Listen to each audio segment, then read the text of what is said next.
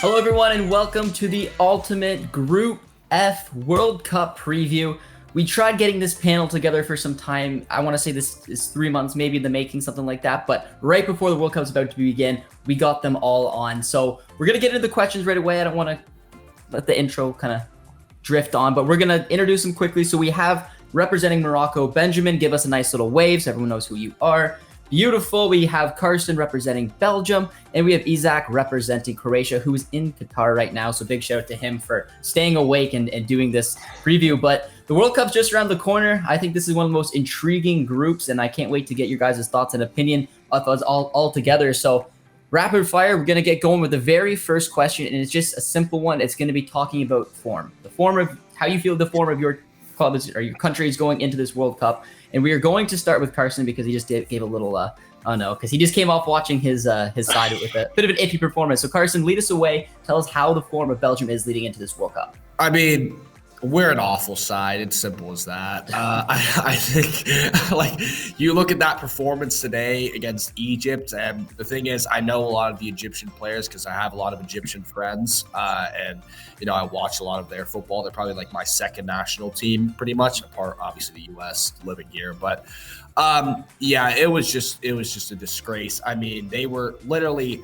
We did not, apart from the Openda goal, we didn't have a single real opportunity in the match. Egypt had all the real opportunities.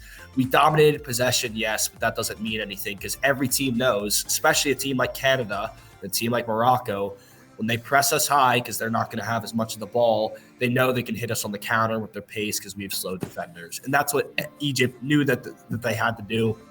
And ultimately, that's what got them the goals. I mean, Trezeguet scoring, and we made Trezeguet, who was an okay player at Aston Villa, look like prime 2012 Messi. I mean, it was ridiculous. I think defensively, obviously, we just have a lot of holes, and we're not fast enough to keep up with the pace. And I think, and it showed as I talked with you last time. Without Lukaku, we're not a top side. I mean, KDB has a good impact on the national team, but Lukaku is the one who finishes all the chances, and we don't really have that clinical of a striker without Lukaku, and just like as clinical of an attack. I mean, Hazard's not the same player he was, and I just think after today's performance, I'm just in shock. It was that bad. Like, I mean, both halves were awful. So. And it's tricky because, like, again, all the points you said is the reason why probably Benjamin and I are looking at this Belgian side. I mean, like, just the style of play would give us an opportunity to think, you know what, right game plan, there's a potential we could take something here. But leading into this final game, I mean, I just keep an eye on social media. There's two ways of looking at it. It's one, don't get injured. This game doesn't matter. It's a friendly, obviously, leading up. But you want a little bit of rhythm. You want to get a little bit of confidence. And I think that's where, like, a debate. So does it make you feel any better, I guess, that obviously like this game doesn't matter, or is there real signs of concern, I guess, which it sounds like there were? Like, is there a half glass full, or are you actually pretty gutted by the result you saw today? Honestly, I'm pretty gutted because you look at the trends of this national team let's compare this team to 4 years ago when I was at the Belgium-Egypt friendly in Belgium when we hammered this side. Obviously, they had a different manager, played a lot different. But like we were just a completely different team because all of our players were young or just experienced to the level of their prime. Now we just have so many players that are older, and this side now, as you said, I mean, I think there are real concerns. We got destroyed by the Dutch in the fall, lost them again in the Nations League last time I was on here, and this is the second loss in a row to a team that didn't even qualify for the World Cup. Let's not forget. So it was just a very poor result, and I think people saying, they were going, not as hard because it's a friendly. Sure, there are elements to that, but you have to get some rhythm. It's not like players go out there and just don't try. I mean, that just doesn't happen. I think, we just genuinely. The game looked similar to how we played in the Nations League, and I can't just remove the fact that these are all similar performances. I mean, it does look very worrying.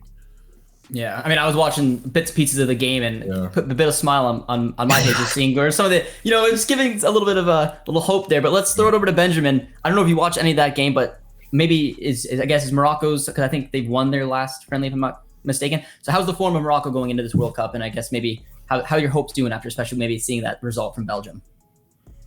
It's mixed emotions because I'm one of those who don't really. I don't really enjoy when you go into a tournament winning all your friendlies, because I think it's better to have those results before the tournament. You know, just to, in our case, we've just had a new head coach, and we've had 3 games. The first one was great. We dominated Chile. And I think it was important for us in the next friendly to against Paraguay, where it ended 0-0. I think it was important for us to have that game where we didn't play that well, just as a reminder, not only for the fans but for the players as well, that not everything is as rosy as it might look in those matches leading up to the World Cup. I think one funny thing about Belgium that I gotta say is that, and I wanted to ask that as well, because I know their striker Openda. He's actually he was one of the players that the Moroccan Football Federation wanted to come play for Morocco. Oh, really? Leading up to the World Cup, yeah, because Morocco they have huge diaspora across the world, and I think Openda has a Moroccan mother or something. He might. I don't really know I know we've had Zarori just converted to Moroccan. Yeah, he did. He did, yeah. I mean, there's a lot of Moroccan blood in the Belgian national team and just all throughout the federation. So, I mean, that's cool. Yeah, I think that's very funny. I'm not sure. Maybe you can answer that later, but I don't think Openda will be a starter at the World Cup. But still, I think it's cool. And just a little side note there, as you mentioned, Zaruri, did change his sporting nationality from Belgium to Croatia just now, actually, just before the World Cup. He came in as a late replacement in the squad, and Morocco also have now 18-year-old Bilal El Khanous, who's also Belgian Moroccan, who is the youngest player in Morocco's history to play at the World Cup. But yeah, as for form, I think it's going well. Like I said, we've just had a change of head coach a few months back. Walid Regragui, local head coach, who is now leading the team. We started off great win against Chile. Then it was a 0-0 against Paraguay, where we saw, especially defensively, that we have a few weaknesses there, especially on the break. And then we've just had one friendly now before the World Cup, which was against Georgia last night, where it was a typical classic pre-World Cup friendly, where we did quite well in the first half, and then in the second half it was just all about players not getting injured at all. So it was a 3-0 win. It should have been 5-6. We were all over Georgia. They had nothing to come up with. They were without this Kvaratskhelia, who's I assume that's their only big player, and he wasn't there in the squad. So it was I think it was 2-0 at halftime, and then we scored a penalty goal in the second half. So things are looking well for Morocco, I'd say. We have players brought back who were not there under the previous manager. All of our key players are fit more or less and ready to go. The harmony looks good. So yeah, I'm optimistic. We are underdogs, but I think we might have a chance, hopefully, in this group.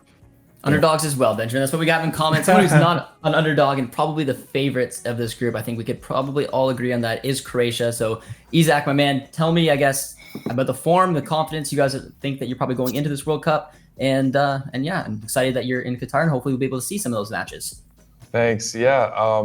So I obviously am a bit confident after Croatia's recent form in the Nations League, topping the group with Denmark, France, and Austria.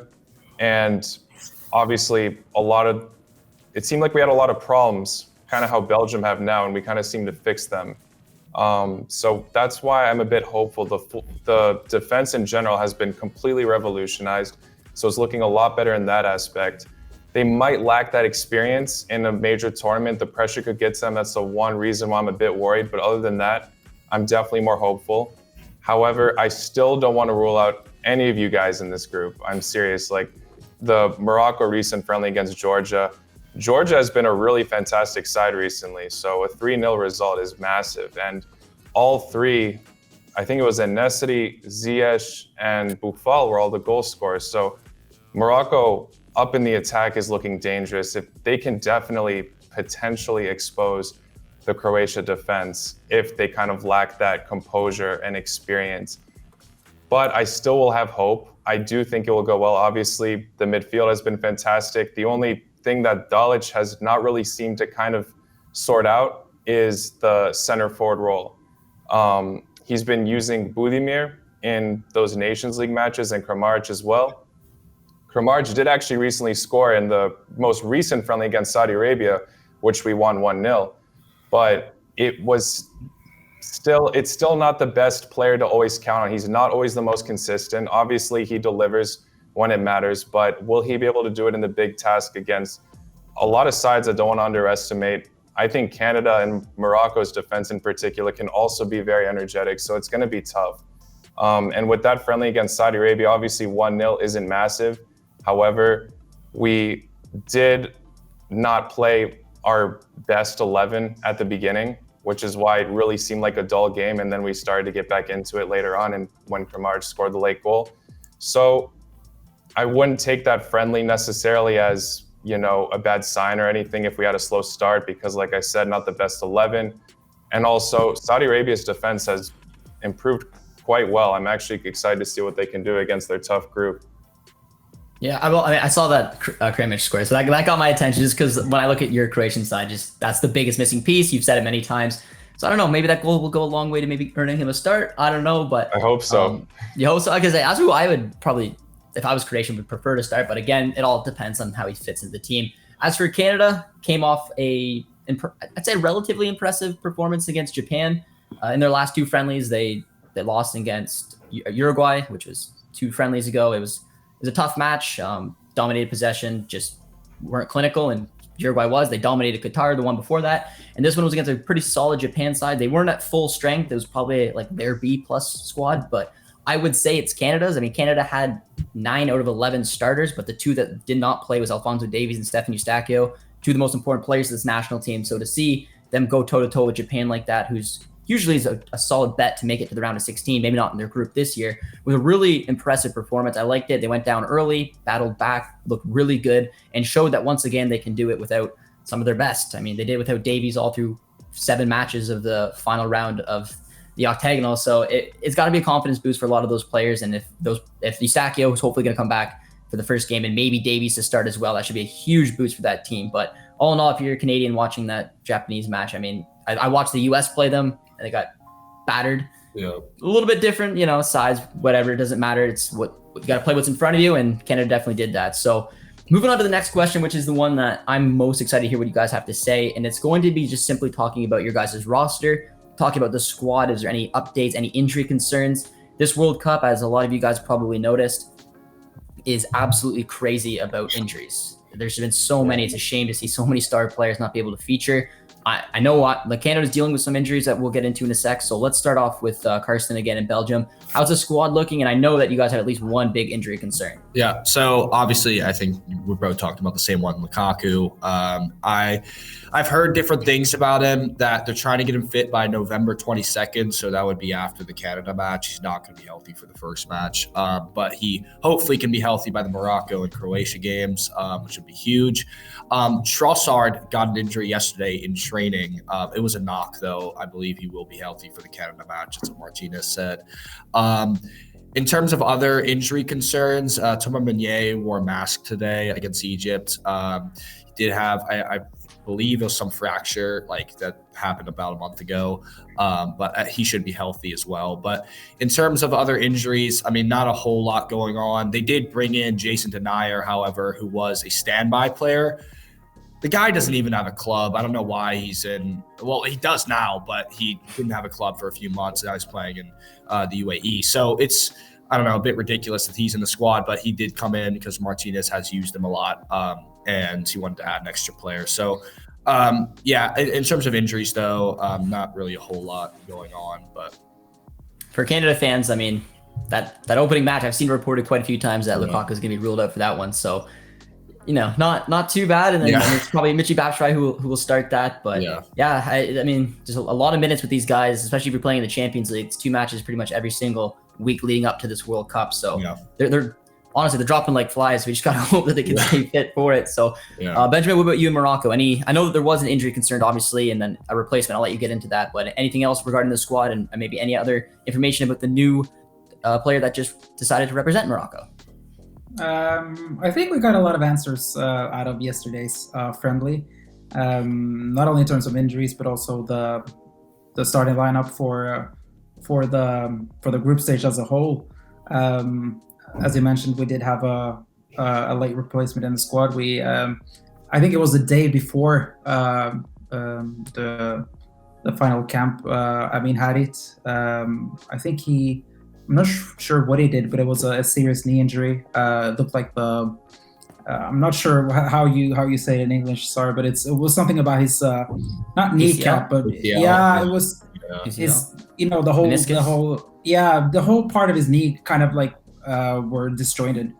So it was a terrible injury. So he has undergone surgery, so he will not be at the World Cup, which is a shame, because he has been in great form for Marseille. Been playing regularly in the Champions League this fall. So he was destined to be one of our key players as an offensive midfielder. Had to pull out, obviously, and was replaced by Anas Zarouri. Belgium Morocco. He's represented Belgium at, I think, every level. At youth level, has been playing recently at the Belgium under-21s. He's had a great season at Burnley in the English Championship this season. Naturally a winger, so I assume that's where he will play. If he's going to play, he had came on for the last few minutes of the match yesterday, so I assume that he will be one of the guys who can come on as a sub if we need him to do anything there. In terms of other injuries, we have 2-3 players who came into this camp with minor injury struggles. Abdelhamid Sabiri of Sampdoria has had some issues, haven't been playing last few weeks. Same for Abdesamad Zelzouli, the Barcelona youngster who is on loan to Osasuna, who is struggling with a muscle injury. So neither of those played last night. They should hopefully be ready for the latter stages if it goes to that.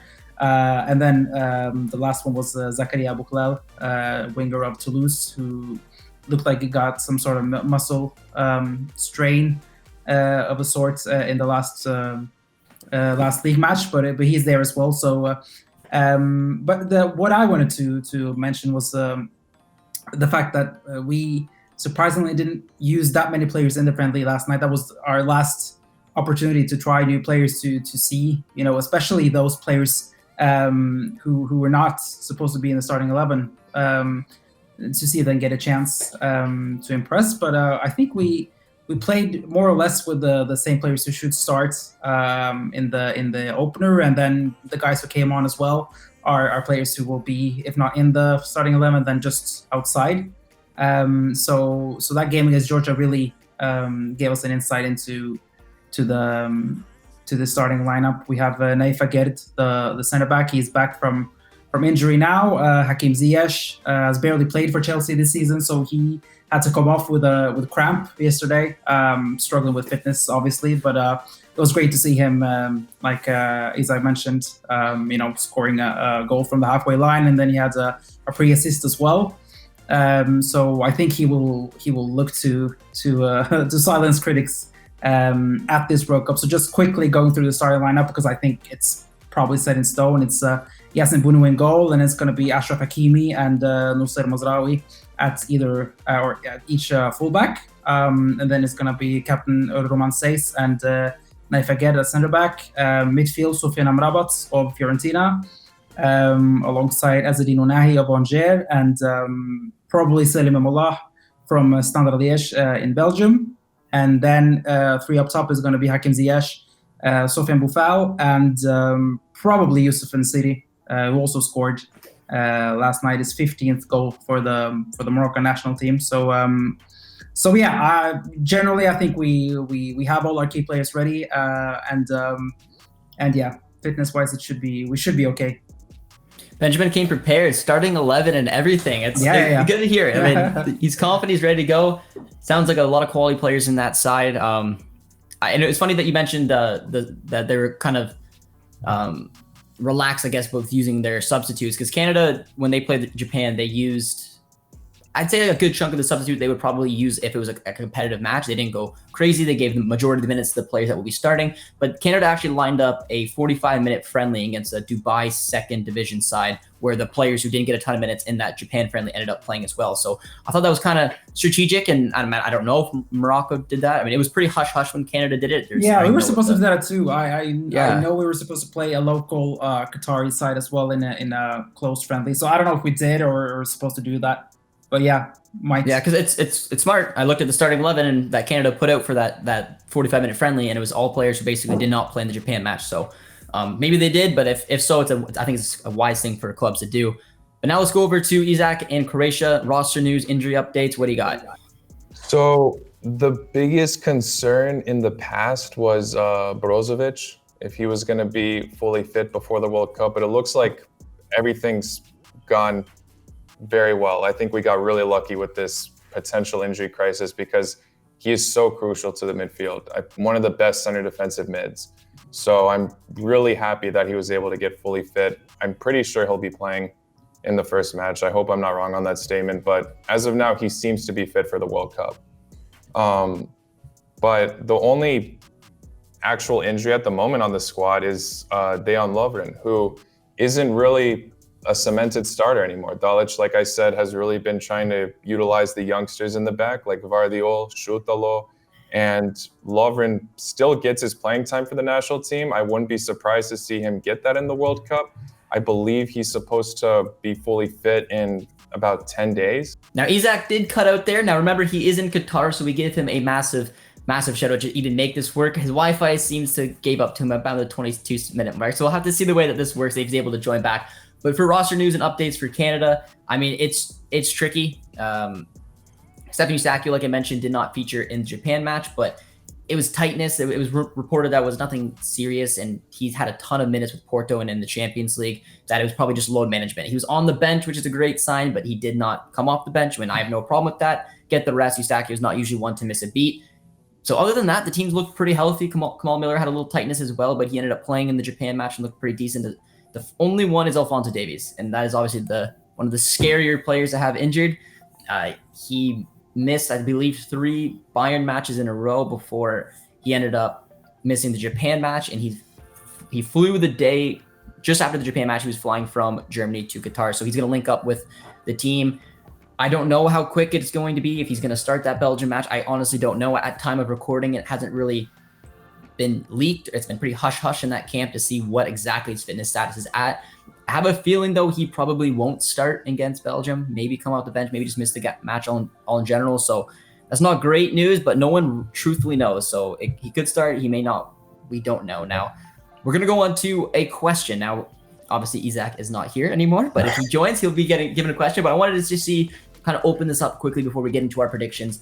If you guys have a question for anyone, if you have one for Isaac, well, tough. Yeah. But if you have a question for anybody else, and I'll start. I might ask another question as well, but this doesn't really have anything to do with what's going to happen at the World Cup. But I did hear a rumor. I wanted to get Benji's take on it. So Benjamin, I heard that Brahim Diaz was reached out to by Morocco to see if he could be a late fill-in. That would have been a huge boost. Can you imagine just getting a player of that quality to be able to come in? Did I read that correctly when it was going on Twitter? Is there anything that you wanted to add to that? Because I didn't even really realize that he was even eligible for Morocco, but that would be a big pickup if you could one day get him. Yeah, it's interesting that you say that. Morocco is probably the federation that scouts the most actively on other federations and their players, simply because there's just such a high number of players of Moroccan descent, especially in Europe and Southern Europe. When it comes to Brahim Diaz, it's a very interesting case because you did read it correctly, but the news seemed to be unfounded. He is of Moroccan descent. I believe he has a paternal grandfather who is Moroccan, who passed away, I think, a long time ago. So in the case of Brahim Diaz, he doesn't seem to have any emotional connection or ties to Morocco. I don't think his father has a Moroccan passport. So what I've heard, or what the Moroccan, the scout of the Moroccan Football Federation, who has a close connection to especially the Spanish-born players, he said several times that Brahim will never be he's never going to represent Morocco.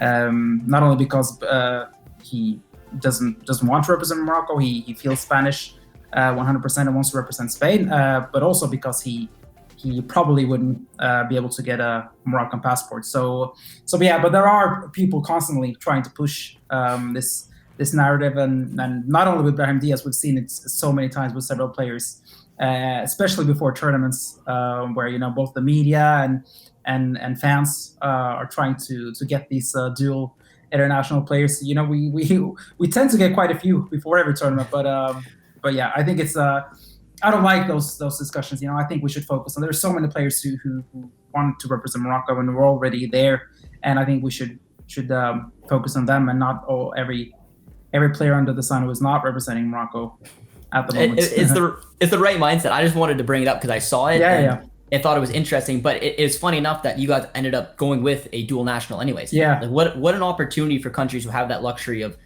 being able to scout and know that there's high quality talent over there. If it's even like Brahim Diaz, just saying if he was eligible, it's something to think about. It's a World Cup right at your doorstep, just like that. You want to come in and potentially feature at a World Cup. It's a tough thing to turn down to, and you just saw that the replacement is now a dual national. So, but yeah, I like the mindset, focus on what's there. Canada's lost out as well on some important dual nationals, but you got to strive forward and just go with the people who want to be there. But it is pretty interesting that that was going around and you ended up landing a dual national as well. But Benjamin, we will throw it over to you. So do you have a question for one of the two remaining Group F panel members? Yeah, I think I have a question. I did have a question for both. I was mostly curious about the Belgian team, and I think Belgium is the team that I'm most unsure of how they will line up at the World Cup. You did mention, of course, the defense. So I just wanted to hear your thoughts on the team and the starting lineup and how you see that, if that's set in stone or if that's very much up in the air still, or if it depends on the opponents. How does that look? Yeah, no, I completely agree with you. I think it is, for Roberto Martinez at least, I think it is based on the opponent. So when we played the Netherlands, for example, we had Amadou Onana in the starting lineup in the Nations League because he's a faster, more defensive midfielder. Against Egypt today, we ran with Hans van Aken alongside Axel Witsel, which is, I think Martinez was expecting us to dominate a bit more of the ball and Egypt to sit back. I don't think he realized that Egypt's now have a new manager and started to play actual good football. So, yeah, I think it's just his personnel is based on the team we play. So if we go against Canada, Morocco, a team, we'll probably have more of the ball, but we'll be vulnerable on the counter, obviously. You could see a player like Amadou Onana or like Tielemans, I think, will be the best picks for that. In terms of the defense, I think that's also an area where it is a bit questionable because he has ran in the past with Vertonghen, Alderweireld, and Zeno de Bast have been our three main ones. But today he started Arta Teata over Vertonghen, who was just actually recently recovering from an injury. But Teata, for me, I think today showed that I don't think he's ready to start at a World Cup, especially he's never played in a major tournament before. Martinez does like de Bast, as I already talked about previously on an episode, that he's good at passing around the back and such. So I think in terms of those areas, the defense and the two central midfielders, those are kind of up in the air. But I would say my projected lineup would be Courtois in goal, obviously. Vertonghen, Alderweireld, de Bast, if Vertonghen is fully fit. In the midfield, against Canada and Morocco, I'm going to say Witsel, and I'll go Tielemans because I don't know. Martinez isn't a fan of young players. I mean, that's just my opinion, and I think it's kind of been shown through the past, especially just young players replacing, his old guard. Like, unlike Openda, who, we have a Lukaku injury, that's why he's playing. So, yeah, I think you'll see. I think it'll be Witsel, Tielemans, or Witsel, Onana in the Canada-Morocco game. On the flanks, though, I think you'll see Castagna and Meunier if he's fully fit. And then up top, I think I'm going to go Batshuayi because, Martinez has kind of rolled with him throughout the years as the backup for Lukaku. And he is actually pretty good for the national team. He gets a lot of service. So, and then KDB and Eden Hazard will be our two attackers as well. So, yeah. But not Carrasco. Carrasco, yeah, I think he definitely is a player that Martinez likes a lot. He played pretty well today, but I think against a team like Canada or Morocco, where they're going to hit us on the counter, I think, he might roll with Meunier or Castagna. But there is also the element of, like, if you guys sit back, you might need Carrasco on that flank to, break things down. But Carrasco is also an option, yeah, for sure. Yeah. All right. Since both of you guys gave your starting 11s, I'll give mine very, very quickly here. Yeah. I agree with like what you said. It could obviously depend on the opponent and what's going on throughout the tournament, but I think there's for at least Canada's perspective, there's at least an idea of what's going to happen there, and I'll kind of go through it. So it's going to be like a 4-4-2 system. It's always moving, but setting up normally, at least defending is going to look like a 4-4-2. Borjan will be in net. Alistair Johnston will be at right back. Center back will be Stephen Vittoria, Kamal Miller. Left back will be Samuel Adekubi. Those are basically all locks. I'm assuming that they will play the chunk of all 3 matches. In the midfield, Tejan Buchanan on the right. If Davies is fit, it's obviously Davies. If it's not Davies, I think Junior Hoylett will probably get it at the left-hand side. 2 midfields. I have an issue, or not an issue, but I have a potential that it could be a 3-man midfield, just depending, because looking at the quality, 2-man midfield is risky, but just seeing the way that he's playing, and I'll get to it in a sec, you're probably going to get a Thibaut Hutchinson, 39 years old, for maybe a good 60 minutes-ish for a game. You also have Stefan Eustachio, who will probably play every single second, as long, again, if he's fully fit. And then maybe, depending on Hutch, when he comes out, you also have a young Ismail Kone or Samuel Piet who can lock things down. And then the 2 strikers up front will be pretty much Jonathan David as a lock, and then Kyle Laren's the one I kind of have up in the air. Incredible goal-scoring record for Canada. Just he may be the one sacrificed to bring in an extra midfield. And if that extra midfielder could be like a Jonathan Osorio, and it could look more like a shifting like 3-4-3. So it'll depend on the opponent, but those are some of the players who probably eat up a ton of minutes. We won't know what Isak's is. Unfortunately, we can't get his lineup in there, but we got 3 of them there, and we're on to our final. Or I guess no, actually, Kirsten, do you have a question to ask? I have a question for both of you guys. I think so. In terms of formation against us, do you think? I know Canada. I've seen them. I obviously live in the U.S. I follow a lot of the U.S. men's national team, so I watched a lot of the games against Canada. When Canada in the first match, I think the 1-1 it was, they were kind of running a 3-4-3 with Alphonso Davies more in the attack, more of that formation. But do you think, for both of you guys, do you think the formation might change against us, and what do you think the formation might be? Playing against us. Obviously, you kind of hinted at it earlier, but Benji, you can go first. I think just simply because our coach has been here for only a few months and only had 3 friendly games. I think he decided early on that he would just have to stick with one formation. He has played with a 4-3-3 in every friendly game. Our previous head coach, he was switching between 4-3-3. He could play 3-5-2. And ideally he would have several systems that he could pick depending on the opponent. But I think just with such short amount of time, I think he just decided to try to establish the 4-3-3 and make that as effective as possible, regardless of the opponents. But I think maybe the only change, because in the friendly last night, it was interesting to see local-based player holding midfielder Yahya Jabran. He played 65 minutes of that game, which was quite unexpected. And I think that might be because the coach wants to have someone a bit more defensively minded next to Soufiane Amrabat, who is also a defensive midfielder, but we're usually playing a 4-3-3 with Amrabat as the midfield anchor, and then we have 2 more dynamic number 8s. So I think both against Croatia and against Belgium, we might see him consider to play with 2 deep midfielders protecting the defense, and then maybe 1 a bit more further forward. So that might be the only change against Belgium, to play with or just add another more defensively minded player in midfield. For me, I'm really torn. I kind of have an idea now in my mind what will probably happen. Like I mentioned, that 4-4-2 system, it'll be probably the same. It terrifies me to leave the midfield very open, especially against a team like that. But you have to imagine Canada's going to look to sit back. So whether it's a 2-man midfield, 3-man midfield, defend, hit on the break. It's a game plan that we just saw it can definitely work against Belgium. So I would say it's probably going to line up in a 4-4-2, whether it's like the same 4-4-2 I mentioned, but it's going to shift a lot. Just that can create some overlapping runs, hitting on the counter. And the way it'll do that is Alistair Johnston will shift into outside right center back. You have Vittoria Miller Atakubi will go up to left wing back. Tejan will drop into right wing back. Yeah. You kind of create a 3-man midfield with whether it's Hutch, Eustachio, and then it could be Junior Hoylett who can come in as a cam, or it can honestly be even Alphonso Davies. Yeah. Davies has played a free role for us, and I don't personally love it. I think you utilize him more on the wings, but Herdman gives him just the way a lot of star players and teams get that freedom to roam around. Davies has done that a ton of time. So, and Hoylett can do that as well. Both of them can kind of make that 3-man midfield, come back obviously and help plug it up, and if not, just do what you want on the attack, and then still Larin and David up front. So I would kind of assume that's the way it's going to look, whether Davies or Hoylett. But it's a shift. It's a forever shifting 4-4-2, 3-4-1-2. Yeah.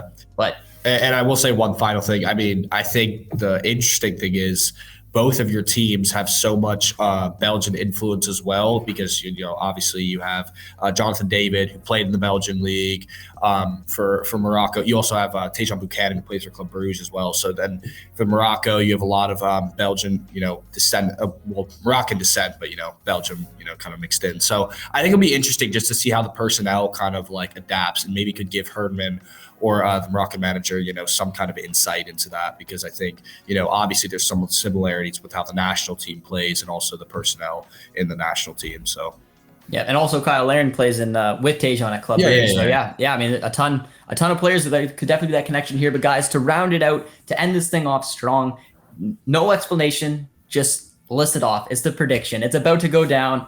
We're gonna start with Benjamin. So Benjamin, 1 to 4, how do you think this group's gonna finish? Actually, I do have a final question for you. Actually, I do have a question for Canada. I watched your video, and I just wanted to ask you a question regarding the goalkeeping position. I know we got a lot of stake for this, so I just wanted to give you a chance to answer this one final time. If you were to put the two goalkeepers up against each other, who do you pick? Do you pick Milan Borjan of Canada, or do you pick Yassine Bounou of Morocco? You pick Bounou. I thought I made it clear. So I did the two comparison videos, honestly, against Belgium and Croatia, and then I did the Moroccan one for fun. I've said it at the very beginning of the video. This is a biased video, I wanted to create a little bit of fun. I'm not crazy, and I even put in my actual prediction. So my actual one would have been a 7-4 win for Morocco. And then I made it 6-5 just so I could say Canada won, because you got to get the hope going. But yeah, I mean, that was a tough one to pick. I was trying to look at the debate of who to drop. I'm like, man, but I'm like, you know what? Bono, like Sevilla is so poor this season. I can no. The Moroccans did not like it. I got rinsed in the comments. But no, I'm not crazy. I put it clear as day that I would have put Morocco to win. But I want to pretend that the guys have the opportunity. But yeah, that's funny. I'm glad you saw that. I was waiting for the comment. I was like, if he asked, he saw it. If he didn't ask, he definitely didn't see it. But now the pressure's on you, my man. I had to explain myself. I'm not crazy, but I did go for Canada because, But now it's your turn. 4 to 1 or 1 to 4, however you want to do it. You decide. Let's hear your final prediction. I'm not sure if I did this with you last time, but I know I did one of these in another panel where I did pick Morocco to go through, and I did state back then that that was just with my heart. But if I had to put money on it, I would not send Morocco through. I think now at the moment, I'm not sure. I'm a bit torn. I think part of me actually does believe that Morocco can go through. I think it's although we play opponents that are stronger on paper. I think we've seen previously that both Croatia and Belgium did quite well in 2018, but we've seen that finalists have done poor in the next World Cup before. I remember Italy when they won in 2006. They went out in the group stage in 2010. In 2014, I think it was Spain. I'm sorry. Spain in 2010, they went out in 2014 in the group stage, and then 2014, Germany. I don't think they did too great in 2018 either. So I just have a feeling that Croatia might slip. I'm not sure if they'll do as great as they did in 2018, and same for Belgium. Really, I think they reached the semifinal in 2018, and I think they look stronger back then. I think there were more optimism surrounding the Belgian team at the time as well. And especially for Croatia, they came in 2018 as outsiders. They won't do anymore. So I will actually go with my brain and my heart, and I will put Morocco second. I'm not sure who will go first. I assume one of Croatia and Belgium will go first, and I think one of them will step up. I haven't really landed on who, and then Canada maybe on an honorable third place. Fourth for Belgium. And then fourth for either Belgium or Croatia. I think they will go. I think one of them will end up first, and one of them will end fourth. All right, Carson, you gotta top that. I definitely agree based on today's thing that I think it's definitely likely that we go out in the groups. I've kind of talked to you previously also about how Belgium do poorly in emotional games. I think this Canada one is so emotional because it's Canada's first World Cup in 36 years, I believe. Yep. Yeah. 36, so nailed it. Yeah. So, I mean, it's that type of game where, Belgium just plays so poorly. And we saw Switzerland in the Nations League a few years ago, super emotional game, last game to get in the semifinals, and we lost.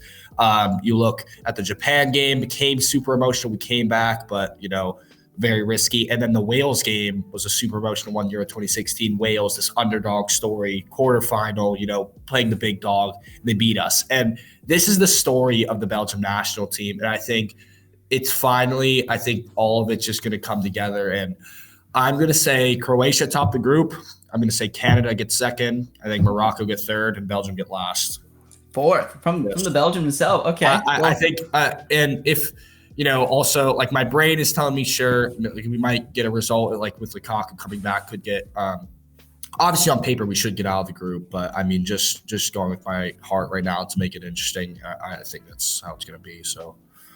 Yeah, and I can tell you what Isaac's going to say. I mean, he does that many times. It doesn't matter what the other order is. He said that it can go up in there, but we'll just say for safely, he says that Croatia is going to top the group. Yeah. I kind of agree with that, though. I think whatever nations get out of this group are going to have a tough time against Spain and or Germany, obviously, if they get out. But sure. Yeah, I mean, I kind of I had a feeling for an upset as well. Yeah. I think Belgium's going to be the one to potentially fall out. I think Croatia's going to top it. And then I do think it's going to be down to Canada and Morocco. I'm going in with, I usually say Canada's going to finish third because, why not? Like, I don't want to look too biased, but I said, Boré over Bono. So now it's my opportunity to definitely add to that a little bit. So I will say Canada just because you got to believe there's a lot of proof in the past that teams like Costa Rica's run in a crazy group like that. You got to believe. All of us has to believe that our national team to have an opportunity. Yeah. We may fall flat on our face, but at least we go in with the right attitude. So I'll say Canada second. Why not? Yeah. We'll see what we can do. And two of us are going to be smiling. The other ones are going to be pretty disappointed. So I really appreciate you guys coming on here today. Sure. Been a lot of fun covering it. Hopefully we'll be able to get you guys all on for a preview before the games and just obviously depend on time and if Isaac can figure out a way to get Wi-Fi. But that is it, ladies and gentlemen. That is the big ultimate Group F preview. Thank you guys so much for coming on. As always, be sure to drop a like, drop a sub, and big W in the chat for our in the comments for our guests. All right, thanks for watching, guys. Cheers.